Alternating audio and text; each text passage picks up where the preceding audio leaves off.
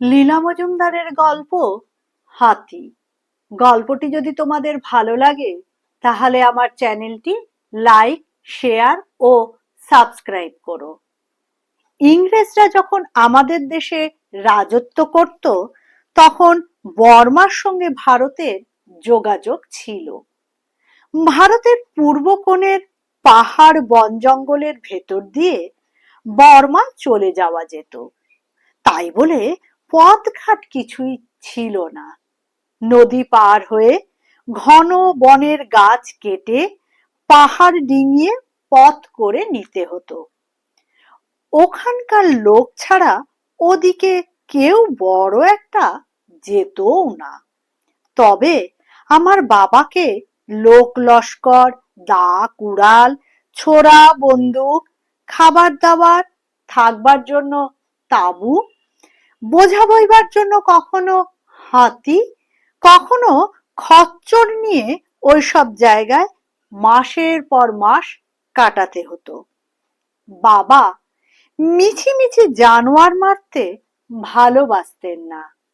একবার পাহাড়ের একটা নিচের দিকে নতুন জায়গায় তাঁবু ফেলেছেন। এক কি গাছে কি ফসল হয়, কেমন লোক থাকে, এইসব দেখে শুনে মেপে এঁকে লিখে নিয়ে আসা। তারপর তাই দেখে জরিপ বিভাগে ম্যাপ তৈরি হয়। ওসব জায়গায় দূরে দূরে এক একটা গ্রামে কয়েক ঘর লোকের বাস। তাদের বর্মী বলবে না ভারতীয় বলবে তাই সবসময় বোঝা যেত না। আর ছিল চারিদিকে ঘন বন, বড় বড় ঘাসে ঢাকা খোলা জমি। সেখানে জন্তু জানোয়ার ঠিক ঠিক করত। সাহেবরা মাঝে মাঝে দেশি জমিদারদের সঙ্গে ভাব করে শিকার করতে যেত। বাবা আবার মিছিমিছি জানোয়ার মারতে ভালোবাসতেন না। একবার পাহাড়ের একটা নিচের দিকে নতুন জায়গায় তাঁবু ফেলেছেন। এক সাহেবের সঙ্গে দেখা। সে বললে, এখানে একটা বুনো হাতি আমার লোকজনদের তাড়া করত, তাকে আমি গুলি করে মেরেছি। তোমরা সাবধানে থেকো, যদি আরো হাতি থাকে। রাতে বাবার লোকেরা এসে বলল, সাহেব যেখানে ওই হাতিটা মরে পড়ে আছে সেখানে হাতির ভূত বড় গোলমাল করছে। অনেকেই শুনেছে, এখানে কেউ থাকতে চাইছে না। সকালে বাবা ব্যাপার কি দেখতে গেলেন।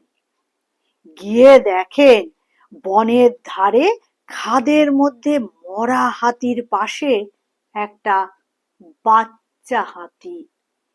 সুর দিয়ে সে মাকে তুলতে চেষ্টা করছে আর বেজায় চেঁচাচ্ছে। বাচ্চা হাতিটা একটু খোঁড়া। বাবার বড় দুঃখ হলো।